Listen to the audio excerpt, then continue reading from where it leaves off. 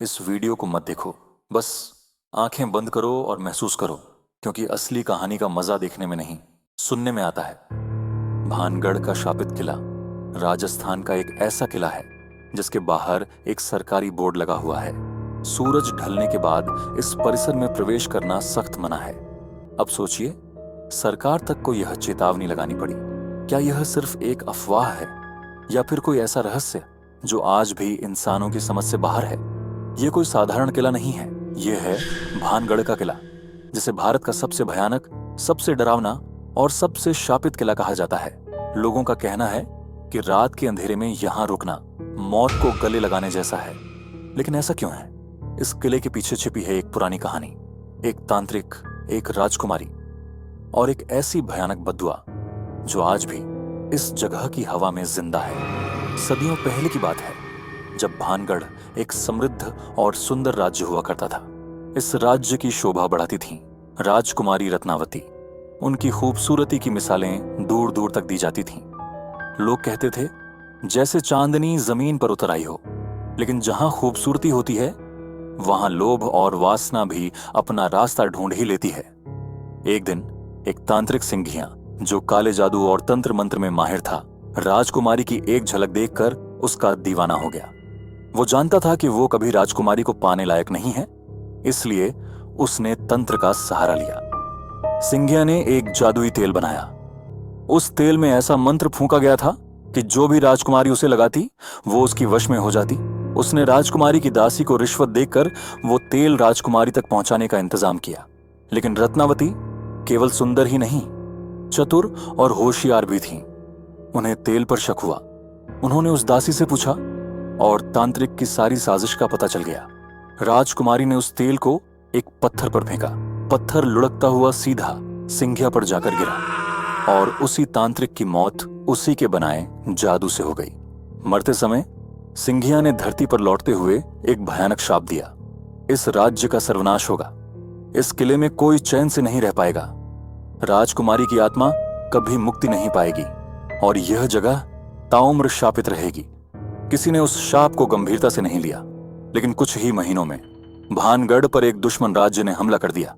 कहते हैं एक ही रात में पूरा नगर राख हो गया। राजकुमारी, उनका परिवार और हजारों नागरिक, किसी को भी जीते जी वहां से निकलने का मौका नहीं मिला। आज भानगढ़ के किले में सिर्फ खंडहर हैं और डर। सरकारी तौर पर यहां सूरज ढलते ही किसी को प्रवेश करने की अनुमति नहीं है। ASI, archaeological survey of India, ने किले के बाहर बोर्ड लगा रखा है, सूर्यास्त के बाद परिसर में प्रवेश निषेध है। पर क्यों? क्या यह सिर्फ एक परंपरा है या इसके पीछे कोई सच्चाई है? स्थानीय लोग कहते हैं कि रात के अंधेरे में किले के अंदर से किसी महिला की चीखें आती हैं, कभी कभी चूड़ियों की झंकार और किसी के रोने की आवाज। कुछ लोगों ने दावा किया है कि उन्होंने एक धुंधली सी छाया देखी जो दीवारों के आर पार चली जाती है। कई बार लोगों ने वहां रात बिताने की कोशिश की, पर उनमें से कुछ लोग सुबह तक लौटे ही नहीं। जो लौटे वो मानसिक रूप से बीमार हो गए। कुछ तो आज तक बोल नहीं पाए। वैज्ञानिकों का कहना है कि यह सब मानव मन की कल्पना है, अंधेरे और सन्नाटे का भ्रम। परंतु सवाल उठता है, हर साल दर्जनों लोग यहां जाने के बाद लापता क्यों हो जाते हैं? क्यों आज तक कोई रात भर इस किले में रुक नहीं पाया? क्या सिर्फ डर ही इंसान को निगल सकता है? एक बार एक टीवी चैनल की टीम यहां शूट करने आई थी। उन्होंने दिन में कुछ फुटेज रिकॉर्ड किया और ठान लिया कि रात यहीं बिताएंगे। रात होते ही उनके कैमरे अपने आप बंद होने लगे।